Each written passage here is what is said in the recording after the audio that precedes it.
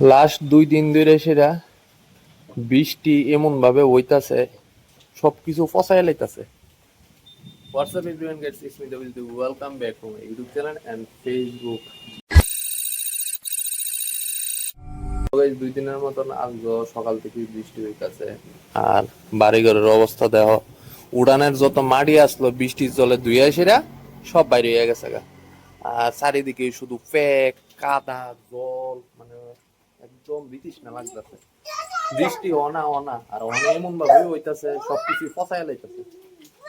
আজকে সারাদিন বাড়ির ভিতরে আসি, তো বাড়ির ভিতরে থেকে সেটা কি কি করতেছি না করতেছি সবকিছু তোমাদের লোকের শেয়ার করুন।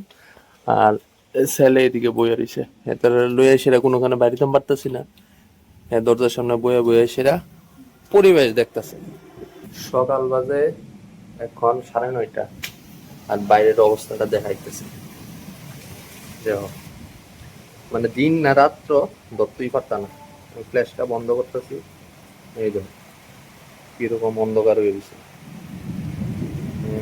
এই যে অবস্থা, বৃষ্টি অনা অনা অনা।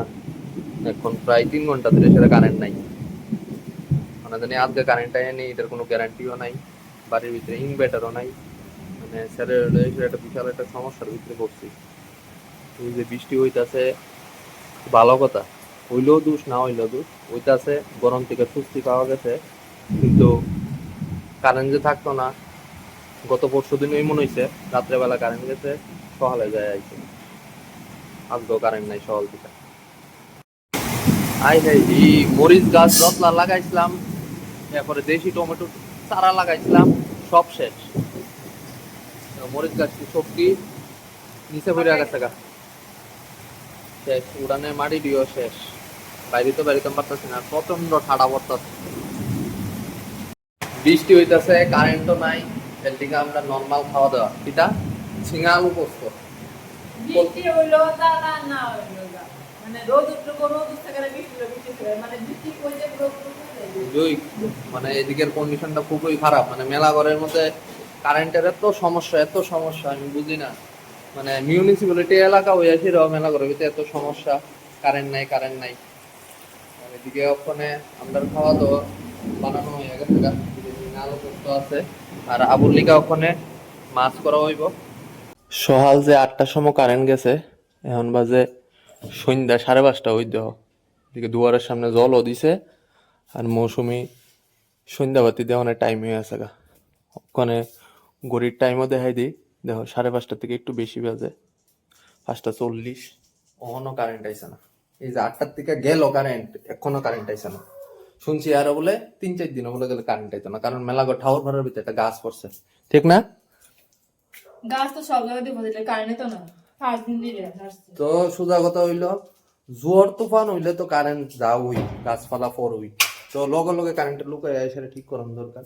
এদিকে ঠিক করে না, না করে কি জানি কি অবস্থা, কিছুই বুঝি না।